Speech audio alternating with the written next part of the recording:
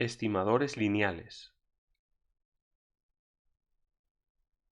Seguimos trabajando con el problema de estimación en el que a partir de una determinada observación X, que puede ser unidimensional o n-dimensional, tratamos de estimar el valor que se ha producido en una fuente de datos.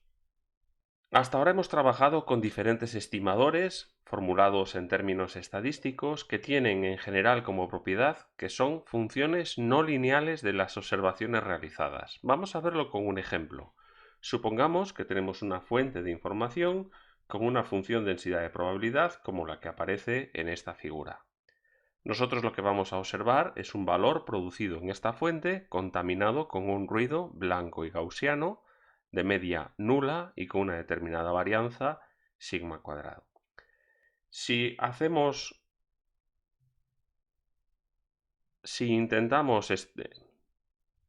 queremos obtener el estimador MAP siguiendo el procedimiento que hemos visto en lecciones anteriores, veremos que si nuestra observación X es menor que menos A menos delta, entonces nuestra estimación será menos A menos delta. Si nuestra observación está en el intervalo menos A menos delta menos A más delta, entonces nuestra estimación coincidirá con lo que hemos observado, X. Si nuestra observación está en el intervalo menos A más delta hasta 0, vamos a suponer que incluimos el 0, entonces estimaremos como valor menos A más delta, que es el valor posible más cercano. Si nuestra observación está en el intervalo 0 más A menos delta, no voy a incluir este valor, por ejemplo, aunque podría hacerlo, voy a decidir que mi estimador vale A menos delta. Si X está en el intervalo A menos delta, A más delta, entonces S valdrá lo que sea que valga X. Y si X es mayor que A más delta, entonces mi estimador será A más delta. Si representamos esto en un eje, X frente a la estima en función de X, veremos que todos los valores inferiores a 0 tienen un valor constante, que sería este de aquí, que es menos A más delta, hasta que llegamos al valor menos A más delta. Aquí tenemos menos A menos delta, aquí tenemos una recta de pendiente unidad y luego tenemos un valor así. En la parte positiva tendremos una curva que tendrá un comportamiento parecido entre A menos delta y A más delta. Esta función es completamente no lineal, como podemos comprobar. En muchos casos, trabajar con funciones no lineales supone una complejidad añadida, dado que puede ser un problema para las capacidades de los procesadores que estemos utilizando o del sistema de cómputo en el que se vaya a realizar la estimación. En muchos casos, lo más sencillo es utilizar un estimador de tipo lineal. Un estimador de tipo lineal quiere decir que vamos a realizar una combinación lineal de las observaciones que estamos realizando, y esa combinación lineal es la que nos va a dar el valor de la estimación. Esto supone imponer un modelo, es decir, nadie garantiza que esta sea la mejor estimación que podemos realizar. Estamos tratando de obtener la mejor estimación lineal que podamos realizar, y para ello tenemos que encontrar el valor de los coeficientes h sub j. Entonces nuestro problema será encontrar cuáles son los coeficientes que hacen que esta estima sea la mejor posible. La mejor posible quiere decir que tengamos un mínimo coste o de acuerdo a un cierto criterio de error. En estos casos, lo más habitual es utilizar un criterio de error de mínima esperanza del error al cuadrado, es decir, que cuando realice una estimación me equivoque en media lo menos posible. Eso quiere decir que vamos a tener una función de coste como esta, la esperanza del error al cuadrado, donde el error es la diferencia entre aquello que quiero estimar y el valor que yo estimo, que es este sumatorio, tal y como hemos indicado aquí arriba. Para minimizar esta función, lo que vamos a hacer es derivar con respecto a aquello que buscamos, que son los coeficientes h sub i, e igualar a 0. Fijaos que lo que tenemos aquí es un conjunto de n derivadas, tantas como observaciones tenemos. Es decir, esto es una ecuación para cada valor de i, e i va desde 1 hasta n, porque tenemos n coeficientes h sub i. Entonces tenemos la derivada de nuestra j con respecto a cada uno de los coeficientes que llamo h sub i, insisto que esto es para i desde 1 hasta n, con lo cual tenemos n derivadas, y esto es la derivada de la esperanza del error al cuadrado con respecto a h sub i. Esto es 2 por la esperanza del error por la derivada del error con respecto a h sub i. A su vez, la expresión del error, como ya hemos visto, será s menos el sumatorio desde j igual a 1 hasta n de los h sub j por x sub j. Luego la derivada del error con respecto a uno de estos coeficientes, el h sub i, será menos x sub i. Es decir, será el valor de x que está multiplicando a h sub i. Por tanto, esta derivada que teníamos arriba será 2 por la esperanza del error por menos, que pongo delante, x sub i. Y esto lo igualo a 0. El menos 2 lo puedo retirar y me queda esta expresión. La esperanza del error por x sub i debe de ser a 0 para todo i desde 1 hasta n. Esto es un conjunto de n ecuaciones que se denominan principio de ortogonalidad. Lo que establece el principio de ortogonalidad es que todos los elementos del vector de observaciones son ortogonales al error que se comete. Ahora explicaremos qué quiere decir esto gráficamente. En estas circunstancias, cuando se cumple el principio de ortogonalidad, los coeficientes son los óptimos para que nuestro estimador sea el estimador lineal que tiene mínima esperanza del error al cuadrado. Ya veremos que este principio de ortogonalidad va a salir en otros momentos de la asignatura, puesto que sobre él se basan un montón de problemas lineales de los que nos quedan por delante. En esta figura podemos ver representado el principio de ortogonalidad para un problema de dos dimensiones. Supongamos que tenemos dos observaciones, x1 y x2. Una combinación lineal de dos observaciones x1, x2 permite cubrir todo este plano x cursiva que aparece aquí insinuado en color azul, es decir, de tal manera que yo puedo obtener vectores dentro de este plano, pero no fuera de él.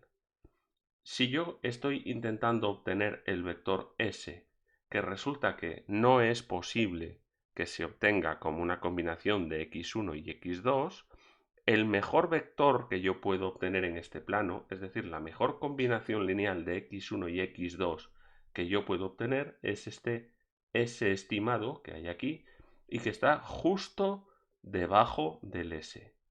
De tal manera que mi vector error será la diferencia entre los dos, es decir, es este vector que va desde el plano hacia s y que es perpendicular al plano.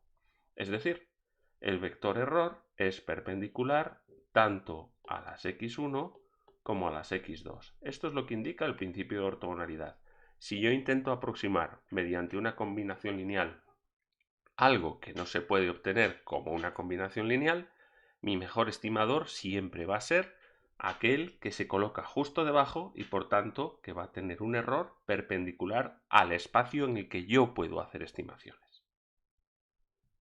Ahora vamos a desarrollar el principio de ortogonalidad a ver a dónde nos conduce. El principio de ortogonalidad es que la esperanza del error por x sub i lo voy a hacer igual a 0. Y hemos dicho que el error vale s menos el sumatorio desde j igual a 1 hasta n de h sub j por x sub j. Y esto va multiplicado por x sub i, que voy a hacer igual a 0. De aquí puedo sacar que la esperanza de s por x sub i, como la esperanza es un operador lineal, puedo utilizar una para cada término, menos el sumatorio desde j igual a 1 hasta n de h sub j por la esperanza de xi por x sub j, y esto debe ser igual a 0. He dejado fuera de la esperanza los coeficientes, puesto que los coeficientes son constantes, no son variables aleatorias, por tanto salen de la esperanza.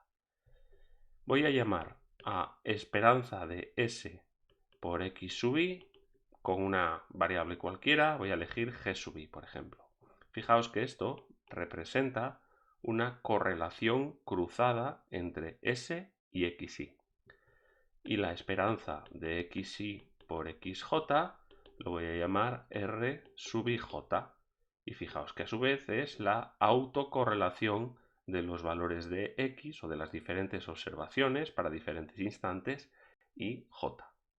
De esta manera, la ecuación de arriba la puedo expresar como G sub I es igual al sumatorio desde J igual a 1 hasta N de HJ por R, esto es un por R y J.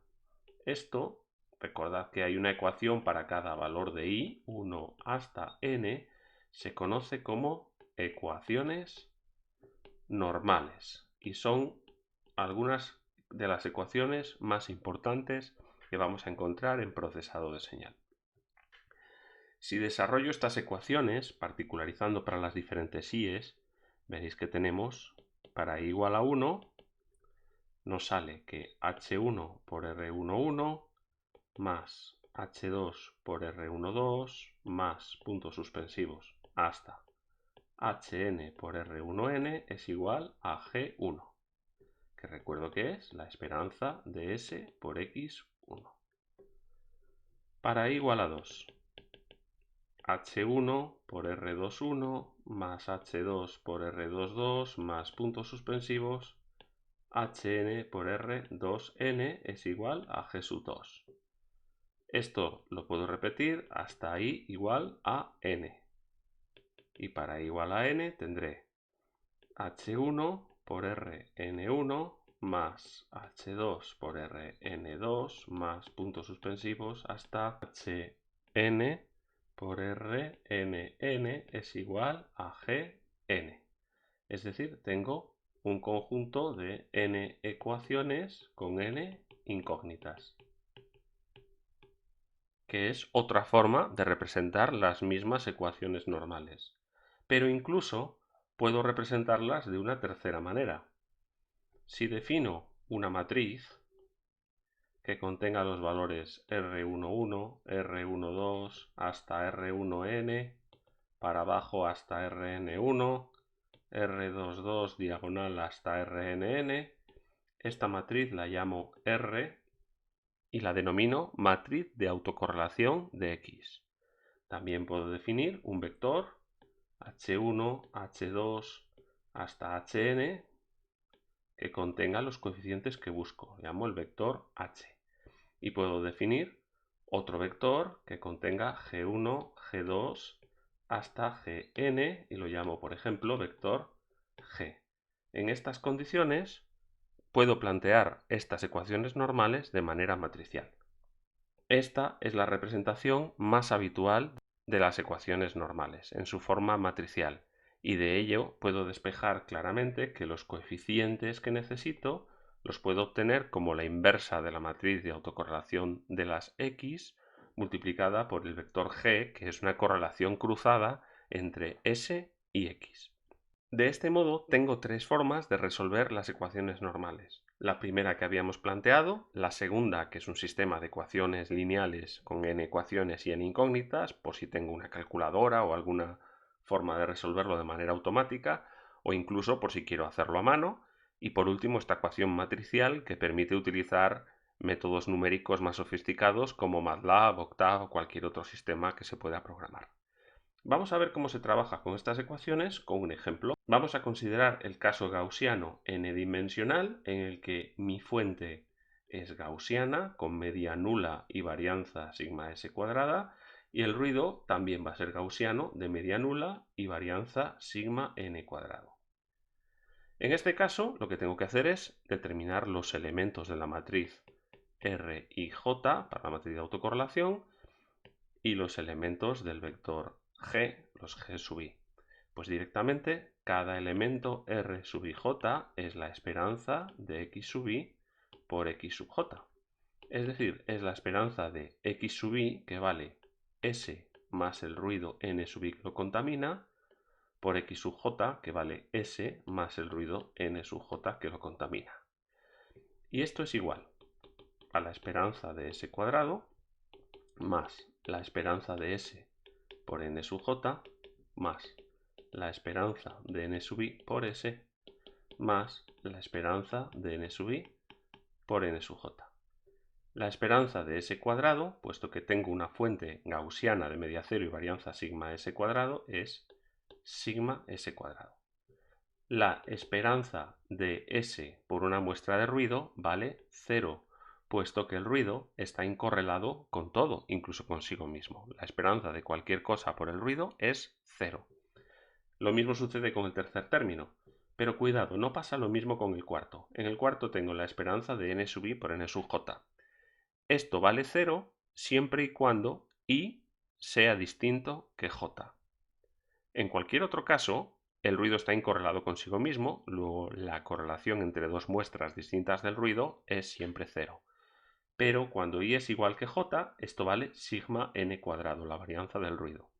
Eso lo voy a expresar por medio de lo que voy a llamar delta ij por sigma n cuadrado, donde delta ij vale 1 si i es igual que j y 0 si i es distinto que j.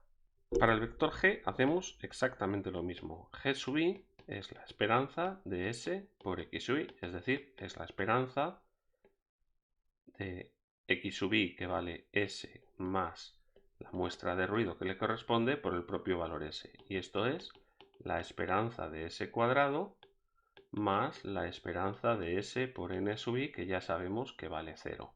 De tal manera que esto es sigma S cuadrado. Así ya hemos obtenido los valores que necesitamos para plantear nuestras ecuaciones normales. Nuestra matriz R valdrá en los elementos de la diagonal sigma S cuadrado más sigma n cuadrado y en todos los demás elementos sigma S cuadrado.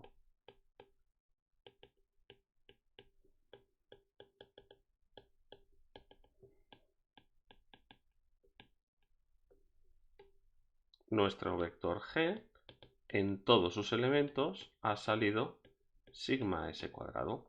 Es decir, ya tengo todo para obtener H como el inverso de la matriz R multiplicado por el vector G.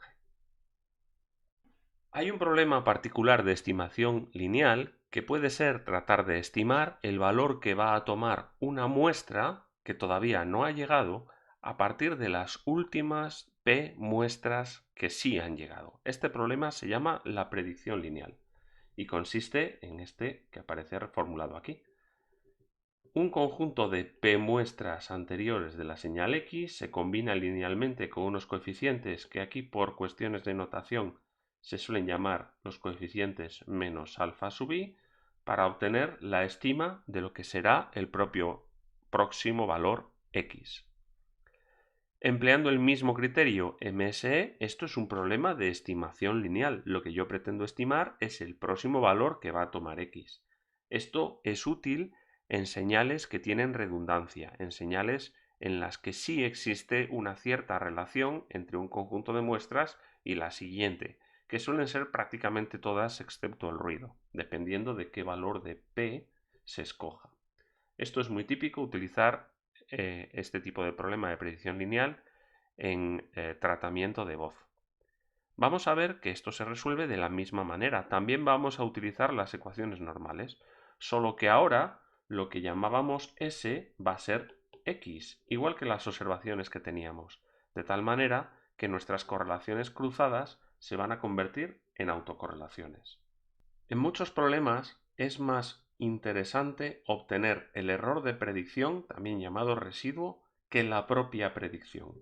El error de predicción será lo que de verdad vale la próxima muestra menos lo que yo estimo que va a valer.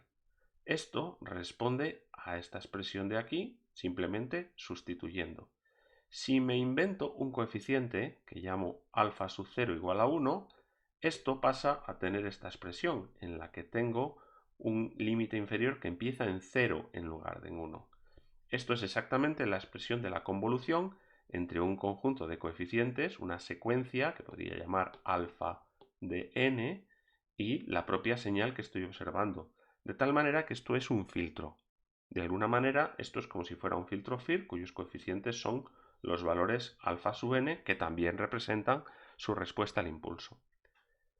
El residuo representa la parte no predecible de cualquier señal, ya que de esta expresión que teníamos aquí, puedo pasar a esta y ver que cualquier señal tiene dos partes, lo que yo predigo y el error que cometo al predecir. Es decir, la parte predecible más la parte impredecible.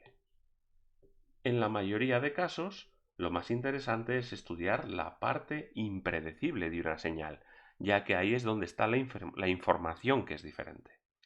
Fijaos también que los mismos coeficientes nos permiten extraer bien la predicción o bien el residuo, dependiendo de si utilizo estos p aquí con el signo menos o estos p más 1 aquí con el signo más, y añadiendo el alfa 0 igual a 1.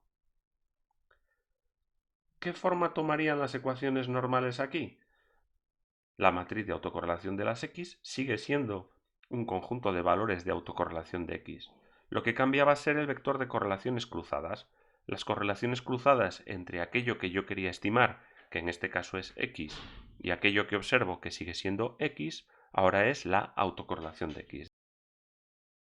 Así las ecuaciones quedan de esta forma.